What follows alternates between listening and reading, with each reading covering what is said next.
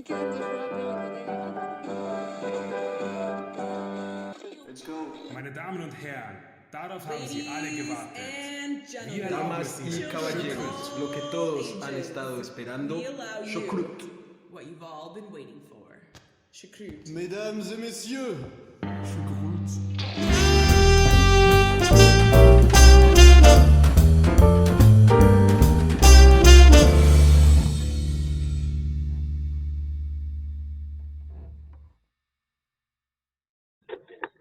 Hey everybody, and welcome to Choúkrüt. It's me. Hey guys, Hi. It's me, Kimberly, and we have who is here with us today. Yes, so it's I'm going to say my own name. Tommy, and it's Nico, and then we have our guest, Utsab. Hi, Yeah. Utsab. Would you like to Hello, say Utsab. something? Hi guys. Hi everyone. Thanks Choúkrüt for having me here.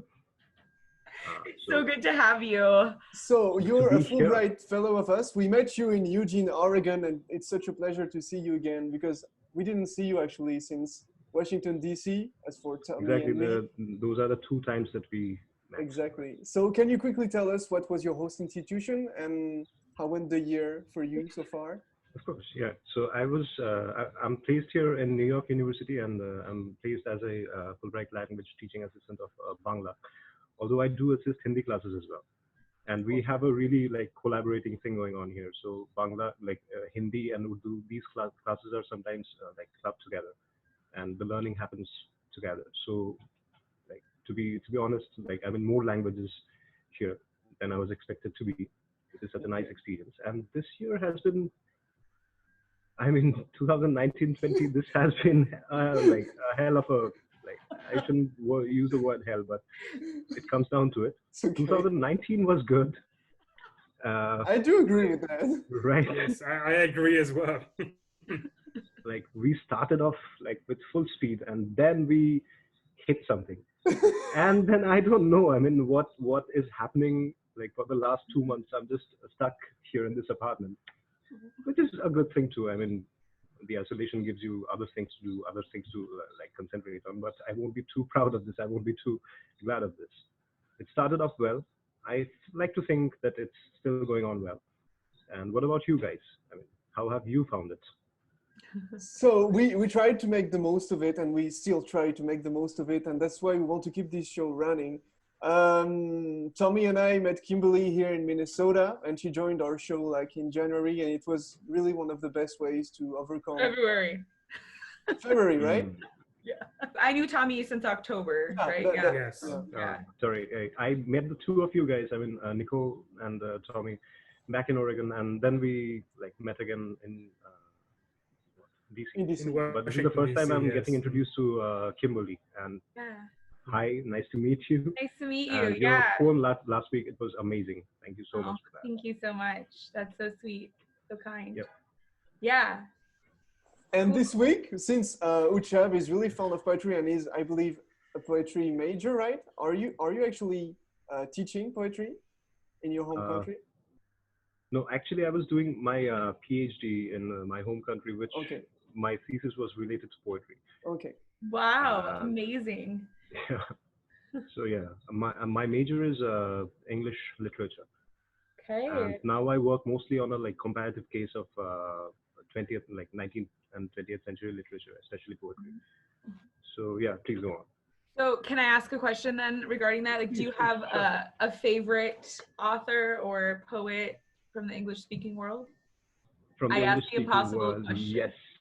No, it's hard to say so, but I try to answer these questions as the answer comes to my mind at that point, Yeah. because it's otherwise it's impossible to. There are so many. So yes, I do have a few names. The first name that comes to my mind is an American poet, Wallace Stevens. Okay. And it was mostly his poetry that I was working on, apart from Tagore and some other people. And then there's of course T.S. Eliot. Then there's Gertrude Stein. There's Ezra Pound. And that period, that's what we call the modern literature period, modernist period. That's my time actually. I find the most solace there. So all the names that would come from that period. Okay, Cool. And what Did about you? you? Do you Oh, have a well, favorite one? no. Oh, But yes, I mean, I don't read enough poetry. That's one of my goals for the year, is to read more. But okay. It's a did nice you answer. actually prepare a poem for us again this week? Prepare a poem. Yeah, I actually asked. See, I sometimes try to do some translations of the great poems that we have in Bangla, but like translations are problematic, right? And I never like trust my own capacities of doing it. So I asked a friend of mine who is an assistant teacher back in India of the like of English literature. He does the same things. He's a poet, and his name is Choúkrüt. So I will be reading one of his translations of a poet called Choúkrüt. He's really big in Bengal, and I think I'll read a short poem, a translation by this person. So Well, and you're more than welcome to read it in its original language as well. We love to yes, I will try to support do all that. languages. I'll try to do Yeah. that. Perfect. Thank Yeah, you for so, sharing. Utsab, if you want to, you can already start, and you can start in English or in Bangla, and yes, Yeah. and we'll figure out which one is English and which is Bangla. I think that's a good idea. Right. Okay. So right. So I just start. This is by Shokti Chattopadhyay. That's the name of the poet. And I'll first read the Bangla version first. You gave it away. Sure. যেতে পারি কিন্তু কেন যাব? ভাবছি ঘুরে দাঁড়ানোই ভালো। এত কালো মেখেছি দু হাতে এত কাল ধরে। কখনো তোমার মতো করে তোমাকে ভাবিনি। এখন খাদের পাশে রাত্তিরে দাঁড়ালে চাঁদ ডাকে আয় আয় আয়। এখন গঙ্গার তীরে ঘুমন্ত দাঁড়ালে চিতাকাঠ ডাকে আয় আয়। যেতে পারি, যে কোনো দিকেই আমি চলে যেতে পারি, কিন্তু কেন যাব? সন্তানের মুখ ধরে একটি চুমো খাবো। যাব, কিন্তু এখনই যাব না, তোমাদেরও সঙ্গে নিয়ে যাব। একাকী যাব না অসময়ে। So that's the Bangla version, and it's a little bit, if you say, a little bit not so not so much on a like inspiring and happy note that the previous poem was, the one that I read last. Last time, Utsab, you read Where the Mind is Without Fear, right? Without fearing, yes. So I'm going to read the English translation of this. And Yeah, before you maybe start reading the English version, because Yep. I think I know just kind of one sentence in Bangla, which I actually wanted to say to some ladies. It's "Ami tomake bholobashe." Oh I don't my know if god! I pronounced it correctly. Yes. and I think I will give it away. It just means I love you. Yeah. So Thank you so much. আমিও তোমাকে ভালোবাসি, Sami. Thank you. And I understood in the poem, I think you mentioned tomake as well, right? Did it appear in the poem, this word? To me. But I don't know what this word means. Does it mean love or does it mean something else? I don't know No, what tomake the words is actually to you. To me is you. to you. And tomake is to you. Ami is me. Okay.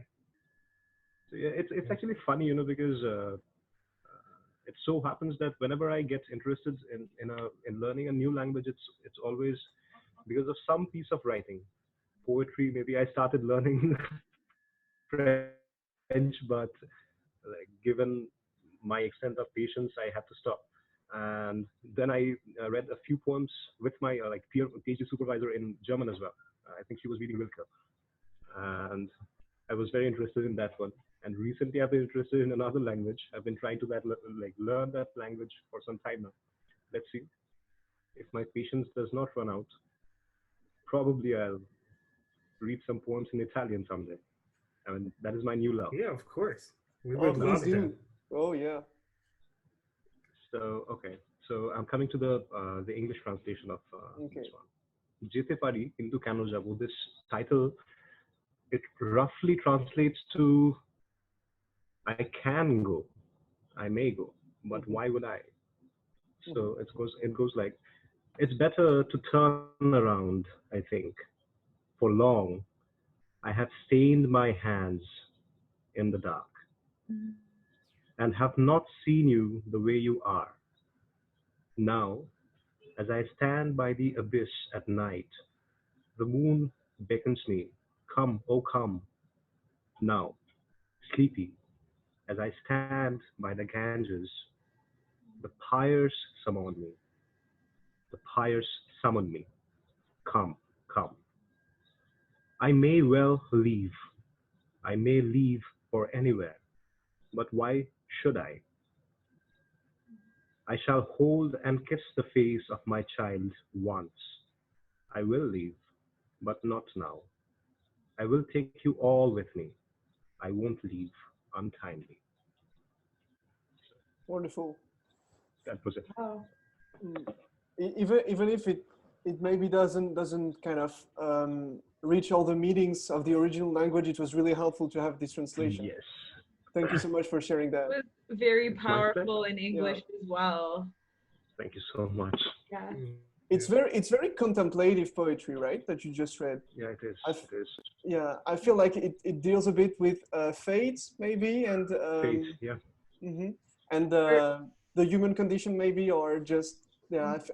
I like this kind of poetry as well. And Exactly. And I think one of the most powerful images in the poem is that of the river. Somebody is standing at night, at the dead of night, by the river, and one is contemplating uh, the pyre in which the dead body is cremated. So it's kind of fire kind of, right? contemplating about life and death. Yeah. Mhm. The poem made me think of like transitions. That's Right, what yes. it made me think of, like moving from one place to another, maybe even Right. in the inner life, but Right.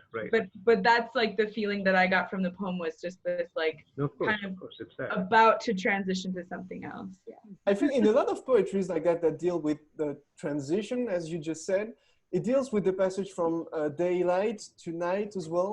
And the thing that I love, because in history I studied a bit the kind of Middle Eastern traditions of the ancient kind of Orient, and oftentimes the nighttime is a time of transition, and the thing when things turn from kind of light to dark. And also for the warrior, it's also in the Middle East the time for which he waits to kind of ambush his enemy in some way. And there's a lot of texts about that, and that's why the night has got always this mystical imagery, I think. And it was really well transcribed in your poetry. I loved it. And what I also think is so interesting is that you have these very similar elements in so many poems across so many different cultures. You know, this transition, this light and darkness themes. You find it in so many songs, of course, and poems. And it doesn't matter which language you speak, which culture you have. There are very similar elements, of course. These are intercultural patterns, and that's why I love to have a podcast like that with you guys, because we can enlighten those kind of things from our different backgrounds and our different ways of reading it. And that's so good that we have this poetry section. And thank you, Utsab, for contributing today. It was really awesome. It's my pleasure. Actually, I want to go back to something that Nico said. It's curious that you mentioned for the warrior, right? Like it's okay, it's also a way of self-glorifying, but what everyone in their apartment, sitting in their apartment, is doing is nothing short of a battle, a war, right? And I remember, like, these days, it so happens that, like, staying inside for a long time, your sleep cycle gets changed if you're not really monitoring it very closely. So that happened to me like a couple of weeks back. And I was waking through the entire night, and night has some solace because of the darkness, and you just have your apartment in the dark and you think about, contemplate about the meaning of life and stuff. So at that point, one of my friends calls from India,